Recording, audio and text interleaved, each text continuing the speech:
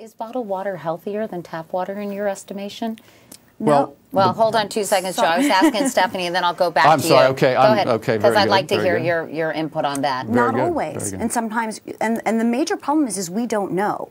We don't know because no one's regulating this product. So when independent people have taken it upon themselves to test bottled water, they've often come back and found numerous contaminants, industrial solvents, arsenic in the water. And so the reason why I urge people to drink tap water, 90% of the country anyway, there is 10% of the country that doesn't have access to clean drinking water. And in those cases, bottled water is perhaps a healthy alternative. But for 90% of the country, their tap water is fine to drink and may be safer because it's also not being contaminated by the plastic. And why, Joe, isn't tap water, why isn't bottled water more carefully regulated? Because I know if it's extracted from a state and sold in that state, it's not considered to be in the purview, if you will, of the FDA, that they only regulate interstate bottled water when it's, I guess, extracted from one state and then shipped to another. Why isn't there greater regulation? And I know that's something you may disagree with. Well, I do, obviously. Bottled water is a comprehensively regulated product by the Food and Drug Administration, and it is a very healthy, safe product. And I think, quite frankly, that any effort to discourage consumers from drinking a healthy product are not in the public interest. And let me get to the issue of the interstate commerce issue.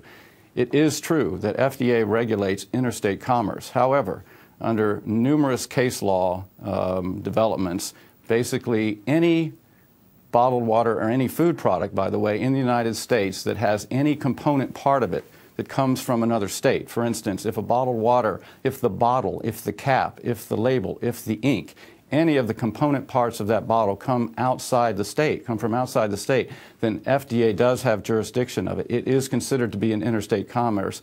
And furthermore, the Food, Drug, and Cosmetic Act presumes that there is interstate commerce for all food products. And what's your reaction to that, Stephanie? Because I know in the documentary you talk about one person at the FDA basically being responsible for the bottled water industry, and she also has additional responsibilities as well. So what about Joe Doss's point that it is in fact regulated, or at least there could be greater regulation given what he just outlined? I mean, there's 2 points to it. The first point being that there is just one person that's in charge of regulating all of this bottled water. With regards to the interstate, the only thing I can tell you is I interviewed Mr. Doss first, and so when I went to the FDA, I asked him exactly what he responded to me about the caps and the labels, and she said, no, if the product's bottled in Maine and sold in Maine, it does not fall under our jurisdiction.